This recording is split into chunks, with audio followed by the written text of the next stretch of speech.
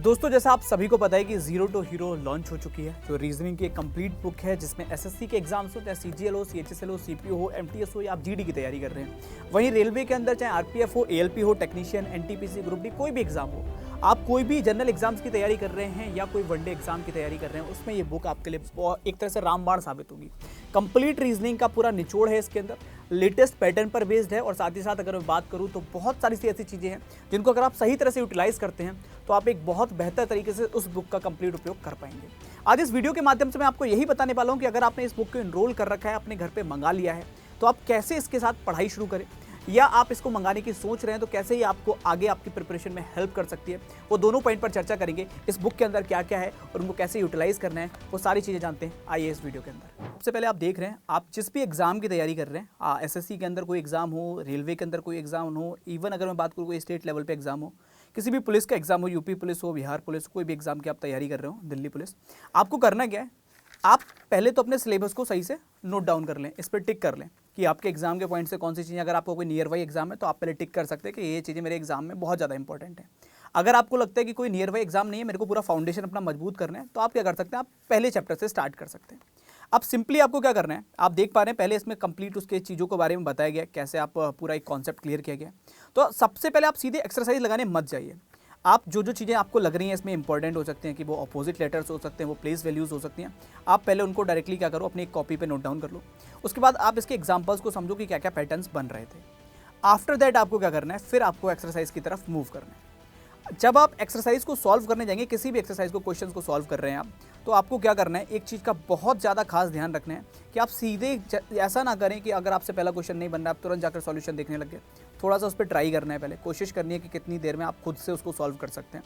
तो जितने भी क्वेश्चन आप पहले कर सकते हैं, आप टोटल क्वेश्चन को सॉल्व कर लें। उसके बाद आपसे जो नहीं हुए उनको आप यहाँ से पहले मैच करेंगे, जो कर लिए हैं उनको, साथ में जो नहीं हुए हैं उनको भी देखेंगे। उन दोनों को देखने के बाद आपको ये देखना है कि कौन कौन से क्वेश्चंस आपके गलत हुए थे या कौन से क्वेश्चंस आपसे नहीं हो पाए। उन दोनों का रीज़न जानो कि क्या मेरे से गलती थी, मेरे को कॉन्सेप्ट नहीं पता था, या फिर मैं कोई ऐसी गलती कर रहा हूँ जो बार बार मेरे से दोहराई जाती है, हमेशा से मैं करता आ रहा हूँ।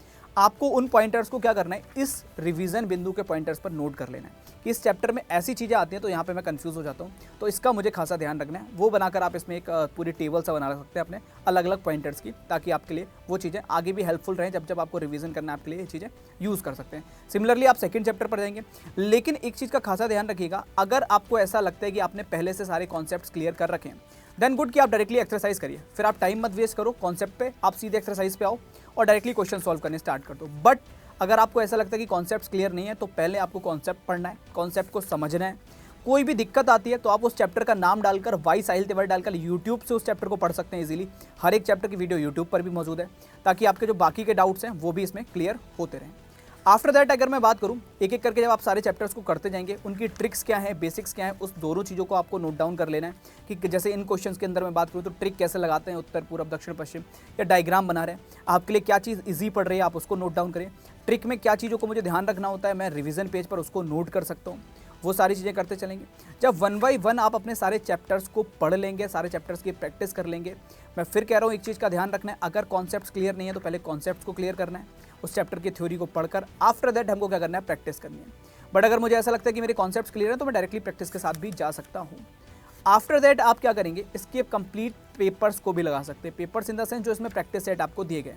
जब आपके सारे चैप्टर्स कंप्लीट हो जाएंगे, आपको ऐसा लग रहा है मैंने वर्बल कंप्लीट कर ली है, मैंने नॉन वर्बल कंप्लीट कर ली है, एट लास्ट या एग्जाम आपका कोई नियर बाई आ रहा है कि मेरा कोई पेपर है जो बहुत पास में मेरे है, उसकी मैं कैसे प्रैक्टिस करूं, तो उसके लिए आपको कुछ नहीं करना है, आपको सिंपली जाना है लास्ट में जहां पर आपको प्रैक्टिस सेट देखने को मिलने वाले हैं। ये टोटल जब चैप्टर्स कंप्लीट हो जाएंगे तो आफ्टर दैट आपके पास में क्या होगा, एक पूरा का पूरा प्रैक्टिस सेट की सीरीज़ आ जाएगी, जहाँ 15 प्रैक्टिस सेट हैं वन बाई वन। फिर आप जब सब कुछ पढ़ चुके हैं तो आप प्रैक्टिस सेट लगा सकते हैं, ताकि आपको पता है कि कौन कौन से चैप्टर में क्या क्या करना होता था, कॉन्सेप्ट्स आपके क्लियर हैं। वन बाई वन आप अपने प्रैक्टिस सेट्स को लगाएंगे, प्रैक्टिस सेट के सॉल्यूशन दे रखे हैं, आप अपने स्कोर को एनालाइज करेंगे। पहला प्रैक्टिस सेट लगाया, मेरा ये स्कोर था, ये मुझसे गलती हुई थी। फिर सेकंड प्रैक्टिस सेट को लगाएंगे, आपका टारगेट ये होना चाहिए जो गलती पहले में की थी वो सेकंड में ना हो।